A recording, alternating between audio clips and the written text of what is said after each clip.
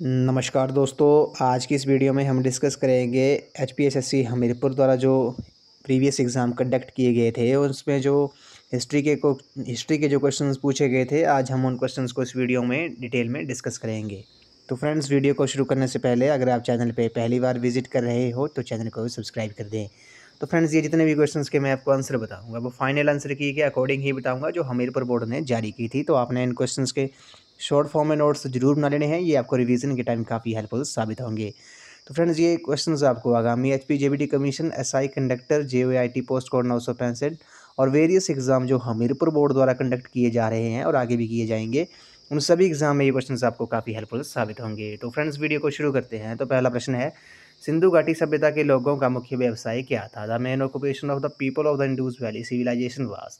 तो इस क्वेश्चन का जो करेक्ट आंसर है वो आपका ऑप्शन नंबर ए है, कृषि जो है इस क्वेश्चन का राइट आंसर है। आपको पता होगा सिंधु घाटी सभ्यता जो है उसका जो क्षेत्र था वो त्रिभुजाकार था और इसका जो क्षेत्रफल था वो 12,99,600 वर्ग किलोमीटर था। इस सभ्यता का जो विस्तार अवधि जो थी वो 2400 बीसी से लेकर 1750 बीसी के बीच थी। इस सभ्यता की महत्वपूर्ण विशेषता जो थी वो आपकी नगर योजना थी, ये भी आपने याद रखना है। तो ऑप्शन नंबर ए जो है इस क्वेश्चन का राइट आंसर है। सिंधु घाटी सभ्यता के लोगों का मुख्य व्यवसाय कृषि था। अगले क्वेश्चन पे चलते हैं। इसमें बोला गया कि कौन सी मान्यता महावीर के त्रिरत्न से संबंधित नहीं है? ये भी काफ़ी इंपॉर्टेंट क्वेश्चन है। Which belief does not belong to Mahavira triratna. तो क्वेश्चन नंबर 52 का जो राइट आंसर है वो आपका ऑप्शन नंबर डी है। संबक चिंतन जो है वो इस क्वेश्चन का राइट आंसर है। राइट रिकलेक्शन जो है इस क्वेश्चन का करेक्ट आंसर है। आपको पता होगा जैन धर्म के जो पहले तीर्थकर थे वो आपके ऋषभदेव थे। जैन धर्म में कुल 24 तीर्थकर हुए थे। कितने हुए थे? 24 तीर्थकर हुए थे। महावीर स्वामी जो थे वो 24वें एवं अंतिम तीर्थकर थे। उनके पिता का नाम सिद्धार्थ, माता का नाम त्रिशला और पत्नी का नाम यशोदा था। उन्होंने गृह त्याग की जो आयु थी उनकी वो 30 वर्ष में उन्होंने अपना गृह त्याग कर दिया था और ज्ञान जो प्राप्ति हुई थी कैवल्य में वो जम्बीग्राम में हुई थी और मृत्यु हुई थी आपकी पावापुरी में 468 बीसी में। ये भी आपने याद रखना है। और जैन धर्म ग्रंथों की जो भाषा है वो प्राकृत है और जैन धर्म के दो पंथ थे, श्वेतांबर और दिगंबर। श्वेतांबर का मतलब आपको पता होगा, श्वेतांबर यानी कि श्वेत वस्त्र धारण और दिगंबर यानी कि वस्त्र रहित। ये भी आपने याद रखना है। नेक्स्ट क्वेश्चन पे चलते हैं। इसमें बोला गया कि प्रसिद्ध वैदिक कथन युद्ध का उद्गम मनुष्य के मस्तिष्क में होता है निर्दिष्ट है। ये भी काफ़ी इंपॉर्टेंट क्वेश्चन है। इस क्वेश्चन का जो करेक्ट आंसर है वो आपका ऑप्शन नंबर बी है। अथर्ववेद जो है इस क्वेश्चन का राइट आंसर है। द फेमस वैदिक saying war begins in the minds of man started in. तो ये अथर्ववेद में है। ऑप्शन नंबर बी जो है इस क्वेश्चन का राइट आंसर है। आपको पता होगा अथर्ववेद जो है, अथर्व का शब्द का जो तात्पर्य होता है वो आपका पवित्र जादू होता है। अथर्ववेद में रोग निवारण, राजभक्ति, विवाह, प्रणय, गीत, अंधविश्वासों का वर्णन है। इसकी रचना अथर्वा ऋषि ने की है। ये भी आपने याद रखना है। अथर्ववेद की जो रचना की है वो आपकी ऋषि रचना जो है वो अथर्व ऋषि ने की है। तो ऑप्शन नंबर बी जो है इस क्वेश्चन का राइट आंसर है। युद्ध का जो उद्गम मनुष्य के मस्तिष्क में होता है ये अथर्ववेद में निर्दिष्ट है। तो ऑप्शन नंबर बी इस क्वेश्चन का राइट आंसर है।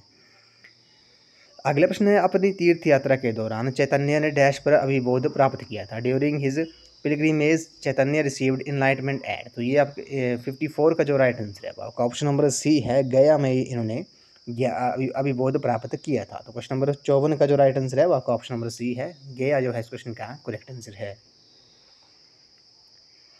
अगला प्रश्न है, मुगल काल के दौरान मंसूर डैश के क्षेत्र में प्रसिद्ध हुए थे? During the Mughal period Mansur became famous in the field of. तो मुगल काल के इसमें जो मंसूर थे वो किस क्षेत्र में प्रसिद्ध हुए थे? क्वेश्चन नंबर 55 का जो राइट आंसर है वो आपका ऑप्शन नंबर सी है। ये चित्रकला के क्षेत्र में काफ़ी प्रसिद्ध हुए थे।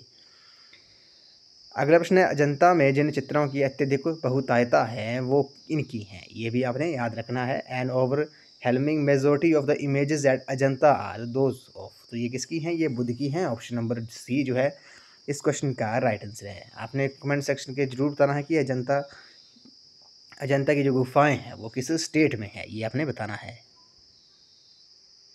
तो वो किसकी हैं? वो बौद्ध की हैं। अजंता में जिन चित्रों की अत्यधिक बहुतायता है। आपको पता होगा बौद्ध धर्म जो है, बौद्ध धर्म से कुछ महत्वपूर्ण तथ्य भी आपने याद रखने हैं। महात्मा बुद्ध का जो जन्म हुआ था वो 563 बीसी लुम्बिनी में हुआ था नेपाल में। और ज्ञान की जो प्राप्ति हुई थी उन्हें वो उरुवेला गया बिहार में हुई थी 35 वर्ष की आयु में। और उन्होंने अपना प्रथम उपदेश जो दिया था वो आपका सारनाथ उत्तर प्रदेश में दिया था। और मृत्यु जो हुई थी उनकी वो 83 BC कुशीनगर यूपी में हुई थी। उनकी पत्नी का नाम यशोधरा था, पुत्र का नाम राहुल था और पिता शुद्धोधन थे। माता महामाया आरंभिक बौद्ध ग्रंथ पाली भाषा में लिखे गए थे। बौद्ध धर्मों में त्रिपिटक सबसे महत्वपूर्ण है। तो त्रिपिटक विनय पिटक, सुत्त पिटक और अभिधम्म पिटक जो है, आपको पता होगा सूत पिटक में जो है वो, इसमें बौद्ध धर्म के सिद्धांतों का उल्लेख है। सूत पिटक में जो है वो आपका बौद्ध धर्म के सिद्धांतों का उल्लेख है। और विनय पिटक में इसमें बौद्ध संघ के नियमों की व्याख्या की गई है। और अभिधम्म पिटक में इसमें बौद्ध धर्म पर प्रकाश डाला गया है, ये आपने याद रखना है। और बौद्ध धर्म का जो त्रिरत्न है वो बुद्ध, धम्म और संघ है, ये भी आपने याद रखना है। तो ऑप्शन नंबर सी जो है इस क्वेश्चन का राइट आंसर है। अगला प्रश्न है, रामायण संदर्भ रखता है, रामायण रेफर्स टू। तो रामायण जो संबंध रखता है वो आपका त्रेता युग से रखता है। ऑप्शन नंबर बी जो है इस क्वेश्चन का राइट आंसर है। नेक्स्ट क्वेश्चन पे चलते हैं। डैश के शासनकाल में नादिर शाह ने भारत पर चढ़ाई की। Nadir Shah invaded India during the resign. तो किसके शासनकाल में नादिर शाह ने भारत पर चढ़ाई की थी? क्वेश्चन नंबर 58 का जो राइट आंसर है वो आपका ऑप्शन नंबर सी है, मोहम्मद शाह जो है इस क्वेश्चन का राइट आंसर है। अगला प्रश्न है, इसमें बोला गया कि चौथ नामक कर जो था वो किसके द्वारा लगाया गया था? वो levied the tax known by the name of chauth. तो ये जो चौथ नामक कर जो था वो किसके द्वारा लगाया गया था? ये मराठों द्वारा लगाया गया था। ऑप्शन नंबर सी जो है इस क्वेश्चन का राइट आंसर है। आपको पता होगा मराठा साम्राज्य के बारे में। ये शिवाजी का जो जन्म था वो 1627 ईस्वी को पूना के निकट शिवनेर के दुर्ग में हुआ था। और उनके पिता का नाम शाहजी भोंसले था और माता का नाम जीजाबाई था। ये भी आपने याद रखना है क्योंकि ये क्वेश्चन यहाँ से डिराइव होते हैं, ये पूछ भी लेते हैं। उसके बाद आपको पता होगा कि शिवाजी के व्यक्तित्व पर जो सबसे अधिक प्रभाव था उनकी माता जीजाबाई तथा उनके संरक्षक जो थे दादा कोंडदेव का पड़ा था। और शिवाजी के जो आध्यात्मिक गुरु थे वो समर्थ रामदास थे, ये भी आपने याद रखना है। शिवाजी ने 1656 ईस्वी में रायगढ़ को अपनी राजधानी बनाया था। उसके बाद आपको पता होगा कि बीजापुर के जो सुल्तान अली आदिल शाह ने 1659 में अफजल खान को शिवाजी को नियंत्रित करने भेजा, परंतु शिवाजी ने उसे मार दिया। इसी तरह दक्कन के मुगल सूबेदार शाइस्ता खान को भी शिवाजी ने भगा दिया। आपको पता होगा शिवाजी की जो मृत्यु थी वो 1680 में हुई थी। कब हुई थी? 1680 में शिवाजी की मृत्यु हुई थी। और शिवाजी के शिवाजी के जो प्रशासन की मुख्य विशेषता थी वो अष्टप्रधान, यानी कि उनके 8 प्रमुख मंत्री थे। ये आपने नोट कर लेना है, ये एग्जाम में पूछा भी गया है कि अष्टप्रधान किससे संबंधित था। तो शिवाजी के प्रशासन की जो मुख्य विशेषता थी वो आपकी अष्टप्रधान, यानी कि उनके 8 प्रमुख मंत्री थे। नेक्स्ट क्वेश्चन है, इसमें बोला गया कि भारत की प्रथम महिला शासक कौन थी? Was the first women ruler of India. तो भारत की जो प्रथम महिला शासक थी वो कौन थी? वो रजिया सुल्तान थी। ऑप्शन नंबर डी जो है इस क्वेश्चन का राइट आंसर है। आपको पता होगा जी रजिया सुल्तान जो है वो दिल्ली की प्रथम व अंतिम महिला मुस्लिम शासक थी। ये आपने याद रखना है, रजिया सुल्तान जो थी वो दिल्ली की प्रथम और अंतिम महिला मुस्लिम शासक थी। और रजिया ने अबिसीनिया निवासी एक गुलाम मलिक जलालुद्दीन याकृत को अमीर एक आखुर अर्थात अश्वशाला प्रधान के पद पर नियुक्त किया था। इल्तुमिश के एक पुत्र बहराम शाह ने अल्तुनिया व रजिया को हराकर उसका वध कर दिया। रजिया के बाद बहराम शाह, अलाउद्दीन मसूद शाह और नसीरुद्दीन महमूद ने शासन किया। नसीरुद्दीन महमूद एक अयोग्य शासक थे और बलबन ने प्रधानमंत्री के रूप में शासन पर नियंत्रण रखा। ये आपने याद रखना है। तो भारत की जो प्रथम महिला शासक थी वो कौन थी? वो रजिया सुल्तान थी। अगला है, देवानाम प्रिया की उपाधि डैश को दी गई। The title Devanampriya was given to. तो ये अशोका को दी गई है। ऑप्शन नंबर बी जो है इस क्वेश्चन का राइट आंसर है। जो देवानाम प्रिया की उपाधि जो थी वो अशोका को दी गई थी। आपको पता होगा जो अशोका था, अशोका ने 273 ईस्वी पूर्व में ही सिंहासन प्राप्त कर लिया था, परंतु 4 साल तक गृह युद्ध में रहने के कारण अशोक का वो जो वास्तविक राज्याभिषेक हुआ था वो 269 ईस्वी पूर्व में हुआ था। और अपने राज्याभिषेक के 8वें वर्ष अर्थात 261 ईस्वी पूर्व में अशोक ने कलिंग पर आक्रमण किया और उसे जीत लिया। कलिंग युद्ध में व्यापार नरसंहार ने अशोक को विचलित कर दिया था। ये भी आपने याद रखना है, जिसके परिणाम स्वरूप उसने बौद्ध धर्म को स्वीकार कर लिया। अशोक ने सांची स्तूप का निर्माण भी करवाया है। ये भी आपसे पूछ सकते हैं कि सांची स्तूप का निर्माण किसने करवाया है? तो अशोक ने करवाया है। और बौद्ध धर्म अपनाने के बाद उसने अपने बौद्ध धर्म का प्रचार प्रसार किया। अपने पुत्र महेंद्र तथा पुत्री संघमित्रा को बौद्ध धर्म के प्रचार के लिए अशोक ने उन्हें श्रीलंका भेजा था। उपगुप्त नामक बौद्ध भिक्षु ने अशोक को बौद्ध धर्म की शिक्षा दी। आपसे पूछ सकते हैं कि अशोक को बौद्ध धर्म की शिक्षा किसने दी थी? तो उपगुप्त नामक एक बौद्ध भिक्षु ने अशोक को बौद्ध धर्म की शिक्षा दी थी। अशोक के अभिलेख पढ़ने में सबसे पहली सफलता 1837 ईस्वी में जेम्स प्रिंसिप को हुई थी। किसको हुई थी? अशोक के जो अभिलेख पढ़ने में सबसे पहली जो सफलता थी वो 1837 ईस्वी में जेम्स प्रिंसिप को हुई थी।